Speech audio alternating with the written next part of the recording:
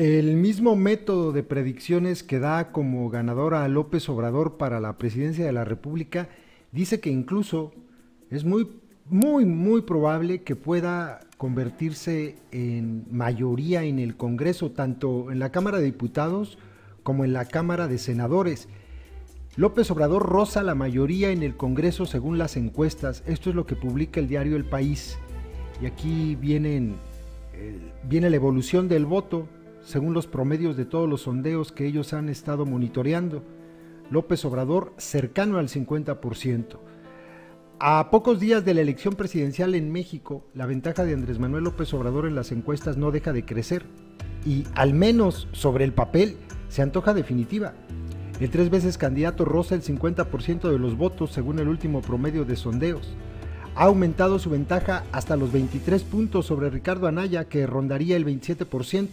José Antonio Elmiado se quedaría alrededor del 20%. Las miras se centran ahora en ver si el apoyo a López Obrador se traduce también en un respaldo a su partido Morena y a su coalición con el ultraconservador Encuentro Social y el Partido del Trabajo en el Congreso. En la medida en que López Obrador se ha ido consolidando como el puntero en las encuestas, su discurso ha virado hacia la necesidad de tener también el máximo apoyo en las dos cámaras, diputados y senadores.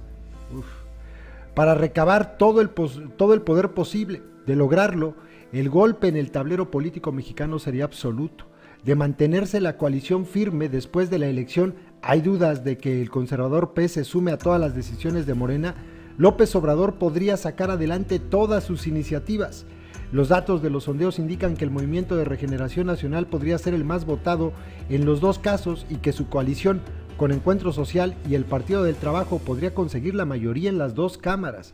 El triunfo no solo sería para el partido de López Obrador, la formación ultraconservadora obtendría un apoyo sin precedentes en el Congreso mexicano, una irrupción que preocupa a los defensores de los derechos civiles ante un eventual retroceso en los mismos. López Obrador ha insistido en que el PES ha asumido el programa de Morena, pero no hay garantías de que una vez en el poder la alianza se mantenga.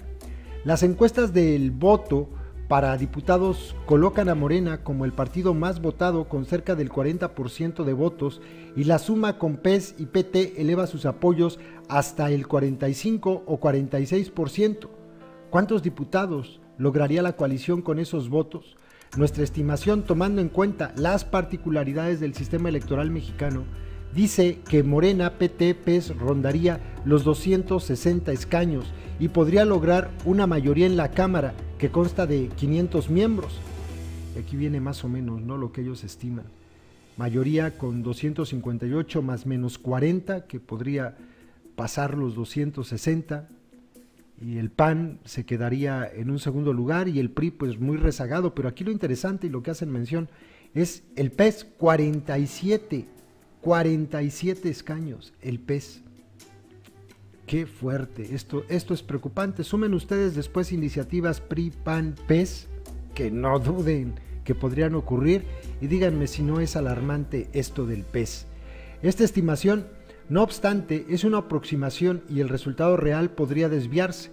Por un lado tenemos que contar con la imprecisión típica de los sondeos, pero además se suman los efectos del sistema electoral que no son fácilmente predecibles. Ojo con esto, la ley mexicana determina que 300 diputados se eligen en distritos uninominales por mayoría relativa. Esto suele dar ventaja al partido más votado porque introduce un sesgo mayoritario. El partido puntero puede ganar muchos distritos con un margen estrecho de votos. Conscientes de esto, las coaliciones se coordinan y en muchos distritos presentan un único candidato que aglutine todas sus fuerzas. Este sesgo mayoritario complica las predicciones de diputados porque es difícil anticipar su magnitud. No es ni constante ni lineal. En el cálculo anterior hemos asumido un efecto pequeño en favor de Morena y sus socios de coalición, pero si el efecto fuese mayor, como ha ocurrido en el pasado con las victorias del PRI, la suma Morena, PES, PT podría superar los 280 diputados. Y aquí viene alguna traducción de votos desde la elección del año 2006, por ejemplo, ¿no? La relación entre votos y diputados ha sido bastante lineal, excepto para el partido más votado, o quizás el PRI. 2009, 2006, 2012, 2015. Bueno, aquí están más o menos representados, ¿no? Esto también es interesante. Los 200 diputados restantes se eligen con repartos proporcionales, es decir, por güeyes que nadie vota por ellos y ahí están, ¿no? Y son más fáciles de predecir, aunque el sistema electoral también introduce incertidumbres como el mecanismo contra la sobrerepresentación. Según lo establecido en el artículo 54 de la Constitución del país, ningún partido podrá tener más de 300 diputados ni un porcentaje de diputados mayor en 8 puntos a su porcentaje de votos.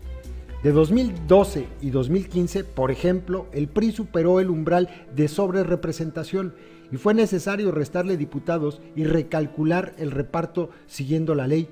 Nuestros cálculos indican que Morena podría no superar ese límite, lo cual de nuevo beneficiaría sus expectativas en escaños. La situación en el Senado es similar. La suma de Morena, Partido del Trabajo y PES ronda el 46% de votos en las encuestas, mientras que las coaliciones alrededor del PAN y del PRI suman 33 y 21% de los votos respectivamente. En este caso, el efecto mayoritario del sistema es menor, porque de los 3 senadores que elige cada estado, hay uno que se reserva a la primera minoría. Aún así, la coalición alrededor de López Obrador tiene opciones para conseguir la mitad de los senadores y controlar la Cámara. En definitiva, la coalición alrededor de López Obrador no tiene asegurado el control de las 2 cámaras, porque las encuestas pueden estar sobreestimando las fuerzas y porque podrían no ser competitivos en distritos uninominales, pero tiene opciones reales de lograrlo. Luego habla de la elección presidencial. La elección presidencial, a 10 días de que México celebre la mayor votación de su historia, más de 3,000 cargos públicos en juego, todas las miras se centran en López Obrador. De acuerdo con el modelo electoral del país, el líder de Morena tendría ahora un 95% de probabilidades de ser elegido presidente, mientras Anaya ganaría un 4% de las veces y el Miado menos de 1% al Bronco, pues ya ni lo fuma, ¿no? Para calcular esta predicción, hacemos un promedio de encuestas y tenemos en cuenta su precisión histórica.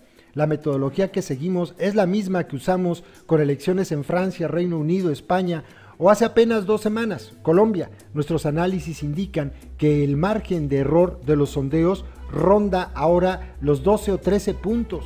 Por eso, López Obrador es un favorito claro, porque sería raro o infrecuente ver un vuelco electoral que haga perder 20 puntos al candidato puntero.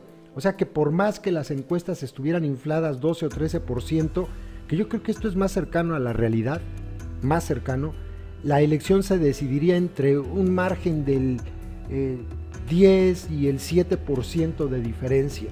Y viene aquí pues la estimación que ellos hacen, simulando 20,000 elecciones. 95% de ellas las ganaría López Obrador, 4% Anaya, menos del 1% el Miado.